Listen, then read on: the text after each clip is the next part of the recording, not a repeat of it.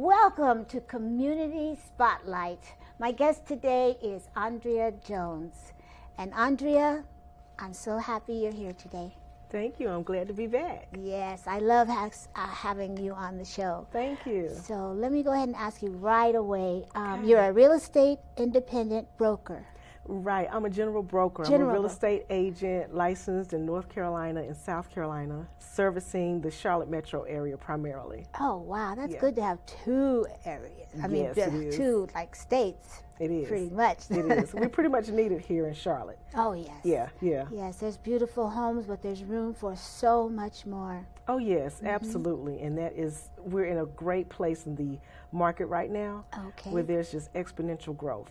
And that's what I want to ask you first. What kind of market are we in? We are in, hands down, no questions asked, a seller's market. A seller's market? Yes. Okay, because I know every time you turn around, it's a buyer's market, it's a seller's market. So this time it's a seller's market. Absolutely. How long do you think that'll go on for?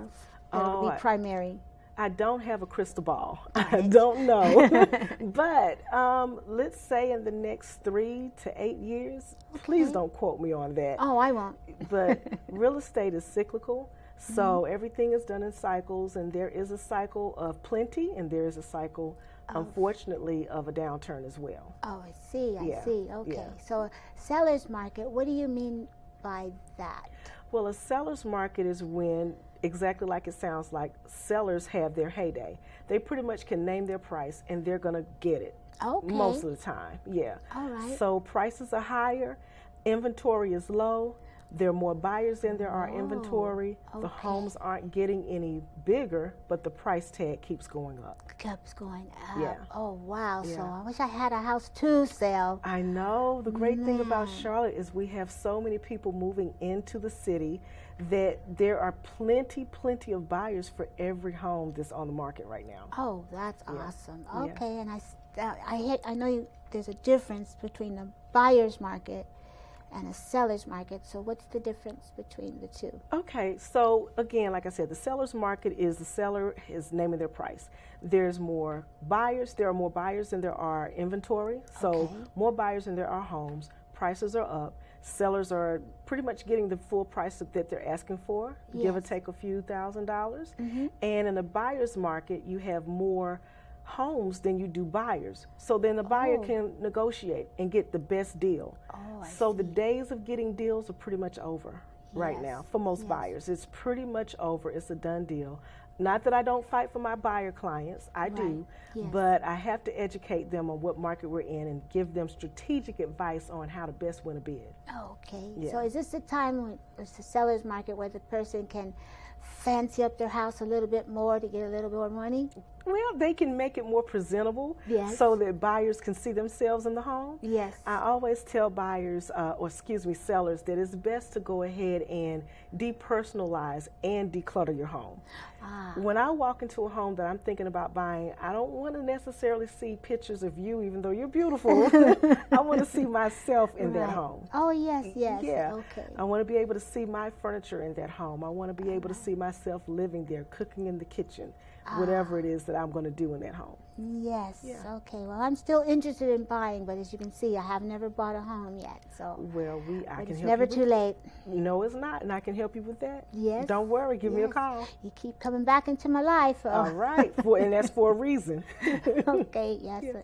So, how should a seller prepare their home? I know you just gave me a quick example about the decluttering and things like that, but should they do anything with the outside of the home too? Yes. Like paint it or something? Sometimes painting is necessary. Pressure washing could be necessary. Getting a new roof might be necessary. Oh, yes. Basically, I meet with the client to do an assessment of their home.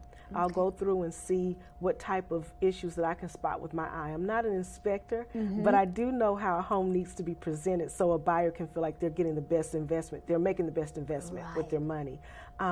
We walk around the home. I have to ask the seller, okay, what's going on with your home also? And trust that they're being honest and telling me what's going on. And they are, because they really want to deliver a good home to future buyers, okay, yes. that are coming in. So you could need to replace the HVAC system, which is the heating and air conditioner, furnaces, things like that. Or if the seller is not interested in making any repairs, then we have to let the public know that this home is being sold as is. I see, yes, as is. And now you probably, even if it's a seller's market, an as is home could probably still go for whatever they're asking. Maybe? Believe it or not, yes. Yes, it can. But we'll be strategic in that too. I don't want to paint the picture that says you can put whatever price tag on your home and you're going to get that dollar. No. We do have to look at comps. We do have to look at the market. It is a strong seller's market, but we want to price the home reasonably so that you can attract the most buyers and get the most offers and get the offer, be more likely to get the offer that you want. I see. Okay, so what is the best place to live? I love this question. What is the best place to live in the Charlotte metro area? You know, I get that question a lot. I'm sure. And I honestly can't tell you where the best place for you is to live. Right. You know, all I can do is say, why don't you research the areas? I'll ask you questions about what you like in a community, what you want to be near to, what you want to be near, what amenities you enjoy, movies, dinner, schools, whatever it is that's important to you, and then we can look at the market from there and see what location works for you. Yes, I was taught growing up that when you're ready to move to a new place, go there at night. Oh, yes. At night, on a weekend night or a regular night, just see what the activity is, because it's different from the daytime. Very good. During business hours, most people are at work if they're working, or they're working from home, or they're just inside. But nighttime, weekends, after people get off work, after school lets out, so you can see what your community will be like. That's the best way for you to determine the best community for you. So I had a little bit of good information. You had great information, yes. I was like, yeah, that's a good idea. Yeah. And so are sellers taking a hit? Actually, no. Oh, sellers are doing very good Okay. right now. Buyers aren't taking a hit. It's just, again, like I said before, there aren't any deals to be made. And I don't want buyers to feel like they're losing or the seller is getting more, but it is a seller's market. So we need to come with our A-game buyer. You know what I mean? Buyer client, we need to come with our A-game. We need to be ready. You have to pay to play in this market. Yes. So sellers are making good. When they list their homes, they're pretty much getting full asking price. Sometimes, depending on the community, depending on the activity of sales, there could be times when sellers may get a few dollars less. And then you have those buyers that are cash buyers, so they may not offer full price, but the seller has to determine what the best deal is, what the best offer is for them, and then accept that deal. Wow, that's it. And you lead me to my next question is, what is this thing I see all on the streets where it says, we buy ugly houses, or we'll buy your house? Okay, great. What it is that we're looking at buying, investors. That's what they are. Investors are out buying homes that need to be repaired. They're buying homes that are distressed. They may be buying homes that are in great condition. And what they'll do with those homes later on, don't know for sure. Sometimes they're renting homes. Sometimes they are going out and they're flipping those homes, meaning they'll make repairs. They'll put it on the market for a little bit higher price. Sometimes they're going in and they're just sitting and holding that home, maybe thinking that they're going to get a little bit more money later on down the line. But those signs are investor buyers that are in the market, and we have plenty of people that are in a distressed situation ready to move. Yeah. Wow. Yeah. Okay, because I know I see them all the time. I know that I see them talking. I see them all the time, and I'm going, why is that all of a sudden like an influx of people actually looking for an ugly house? Yeah, and all they mean is that they're looking for a house that someone is really very motivated to sell. Okay. They may not give them market value for their home. Okay. What they may actually do is pay less, but they're still paying cash, you know, most of the times. That buyer has to look at those terms and make sure it's right for them. And again, a motivated or distressed buyer can be two different things. Motivated and stressed. Okay. Correct. So a distressed buyer can be highly motivated to go ahead and sell as quickly as possible. Right. Okay.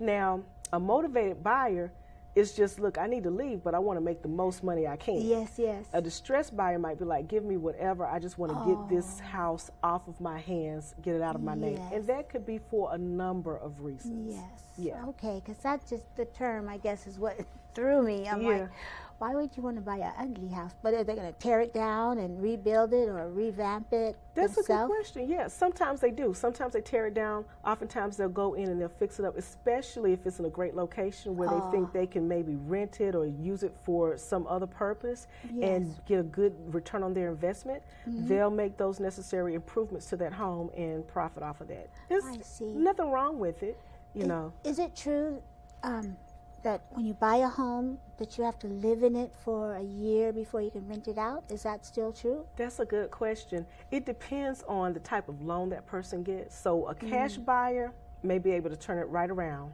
Okay. They don't have any stipulations. They didn't have anyone giving them that money that we know of that's telling them what they have to do and the requirements that they have. But FHA loans, for instance, they're going to tell you, well, you have to be in this home for X amount of time, or you have to own this home for X amount of time before you can resell it. Right. Certain down payment assistance programs prohibit you from being able to rent it out and not being in the home as your primary residence. If you're not living in that home as a primary residence, then no, you can't turn around and make a profit out of it without repaying that down payment assistance money. Ah, that's it. Okay, I knew there was a reason in there. Yeah. Get your money right first. Absolutely. Okay, let's see, we already talked about that. What tips do you have for buyers who are shopping for a home? The buyers who, now that it's a seller's market, so what tips do you have for the buyers?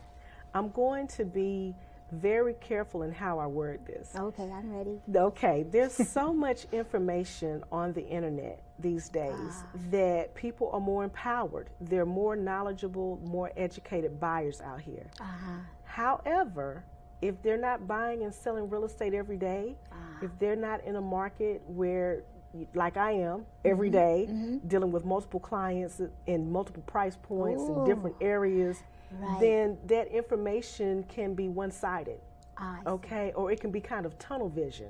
So it would take a person like me, a realtor, who has experience, who's active in the community, who's active selling and helping people buy real estate, to educate you on the best way to move forward.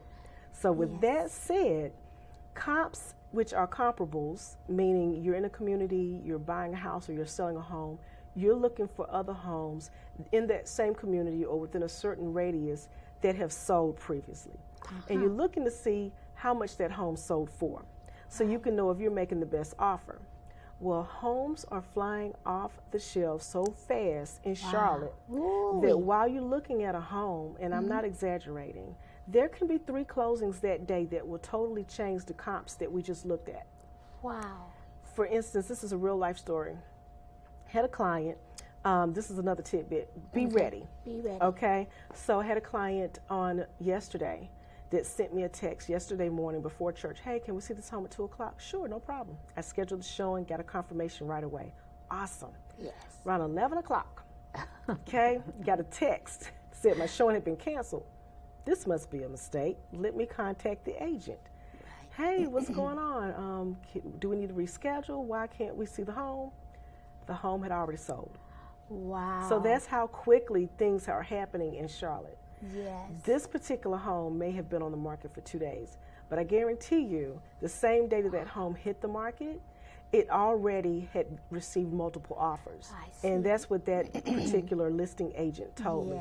They had received 17 offers, and the seller said, well, I just need to choose one. Yes. Okay, and they chose the best one for them. So buyers need to be ready. Buyers need to listen to their agent. And when you make a bid, it's not necessarily always who makes the highest bid, because like I said earlier, most sellers are getting full price. So then what else can you do to sweeten the pot for that seller? Because they have what you want. Right. So I give buyers tips on that.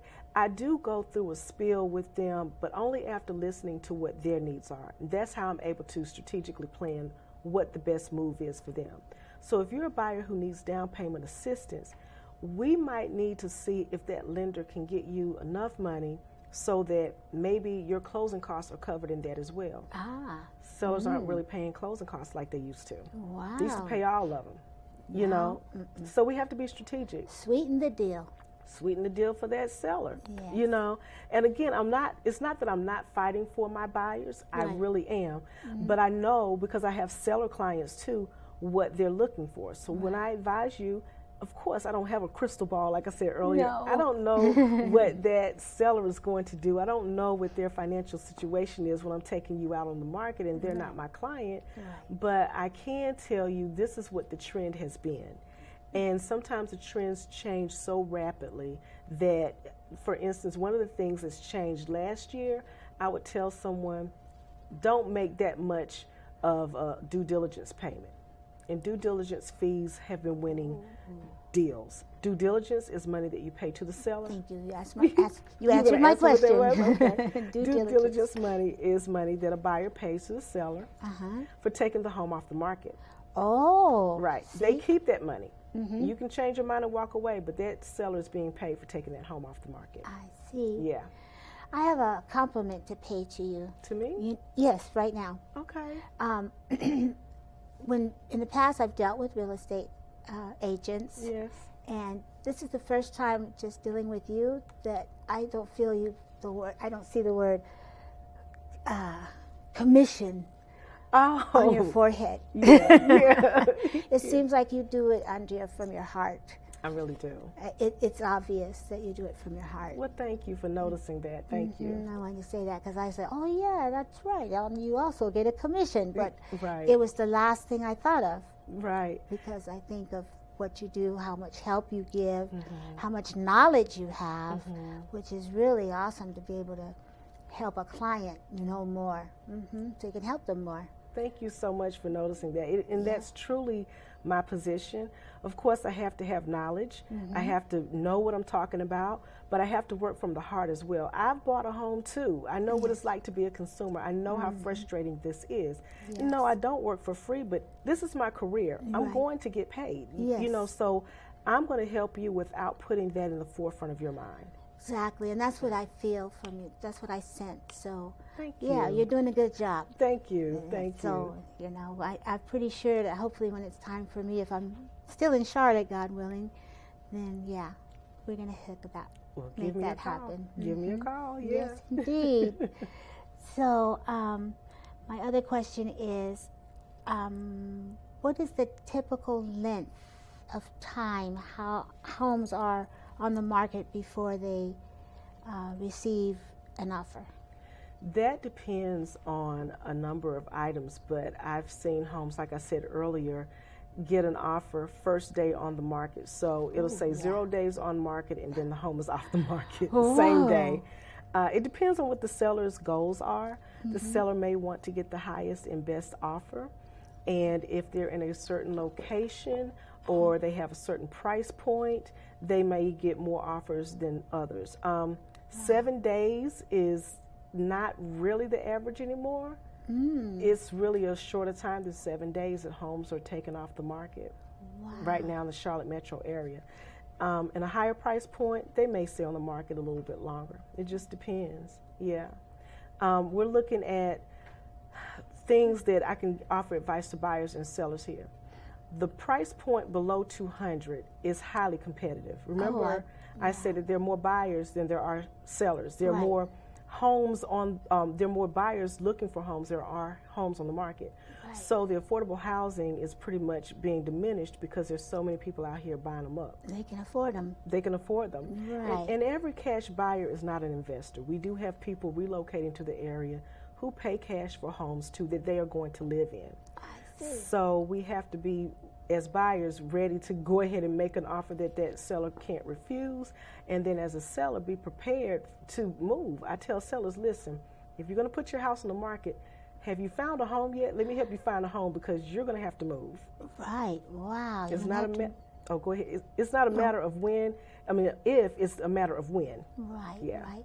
And speaking of the affordable housing, that's a good point that you made, that the houses are affordable, so Yeah. they're kind of, well, then they need to lower theirs, right? Yeah, that's it. That's it. But they're not going to, so that's the reality. Yeah. What is the, excuse me, what is the, when someone is selling their home themselves, do they still deal with, for sale by owner? Yes. You see that sign. Yes. Does it, like, if I see a house that's for sale by owner, could I still use my real estate agent to go through that? That's a great question. We are not for-profit. We are for-profit businesses. We're not non-for-profit, not profit. So basically, what we'll have to do is go to that seller and say, "Hi, seller, my client is interested in your home. I see it's for sale by owner. Are you using a realtor?" We need to find that out first. Right. And if they say no, it's strictly me. Okay, well, I have a client who's interested in your home. Like I said earlier, will you cooperate with my commission? Not to put that ahead, but if the seller doesn't pay, because the seller pays commission when we have homes listed in the multiple listing service, we already know what the seller is willing to pay. That seller for sale by owner has not stated that, so we have to ask them, are you willing to cooperate, which means pay my commission. If they don't, then the seller will. I mean, the buyer will have to pay my commission. And the buyer meaning the person who's buying the yes, home. and I know you don't want to do that, but hey, you might. If you think it's worth it. If it's a house I really, really want. You might. Maybe it's for location, maybe it's for something else, maybe it's for the orchard in the backyard. It might be, exactly. Who knows what drew you to that home? So, okay, but yeah, that was a question burning on me too, because I see that quite often. They have home, for sale by owner, and I'm going, do I talk to the owner myself? Yeah.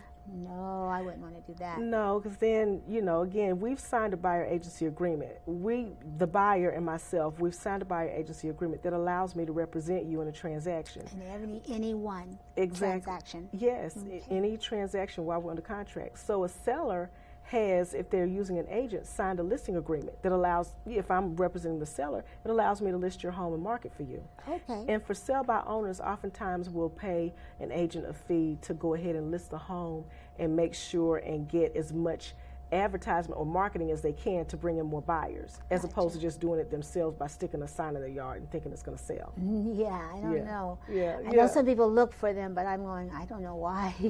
I know. Use a realtor. Yes. That's what we're here for. Exactly. So that's exactly what I would be doing it for. Absolutely.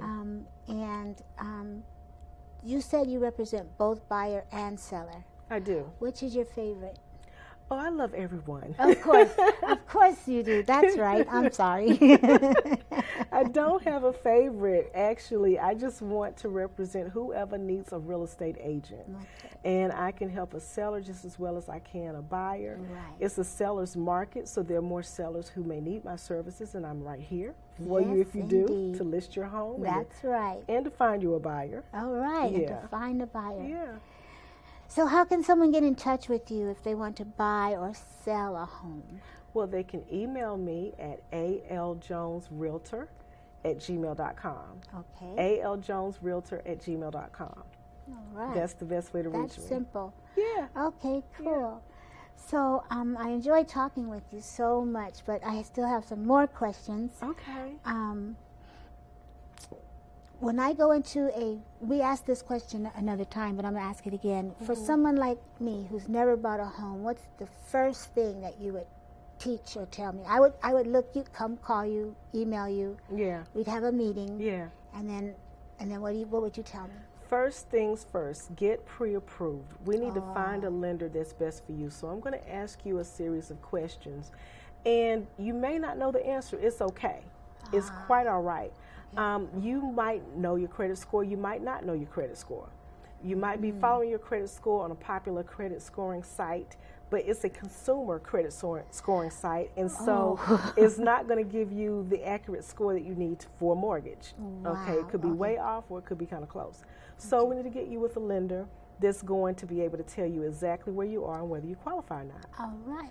We also need to find out how much you can qualify for, so that means you're going to need to bring in some documents. We call them income docs, W-2s, bank statements, things like that, so that the lender can tell you how much you qualify for. All right. The questions that I ask you have to do with what is it that you're looking for in a mortgage and a home, okay? So what do you want your payments to be? Are you really payment conscious? Some people say, I don't want to spend more than $250. Well, why is that? What do you think $250 is going to do for you? Wow. So the bigger question is, how much do you want to pay a month? Right. Or are you saying $250 because you think homes that are priced that amount look a certain way? Right, exactly. Yeah. Well, I want a house that's more than $250 but less than $500,000. Okay. So then we'll talk to the lender and get you a pre-approval letter, so that when we go out and you find the home you want, especially now, and you're ready to make an offer, then I have that pre-approval letter in my computer. I can send it along with the offer to the seller, so that you can be one of the first ones to bid and win the bid. If we play our cards right, Okay.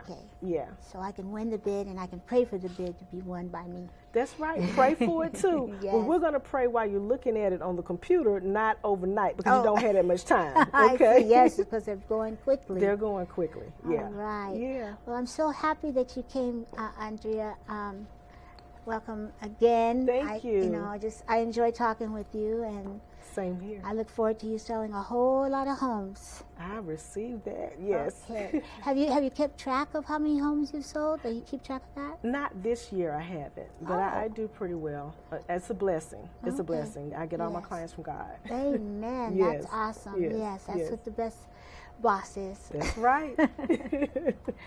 Okay, well, I just want to thank you again for being on the show, and I look forward to seeing you, audience, next week. Have a great day.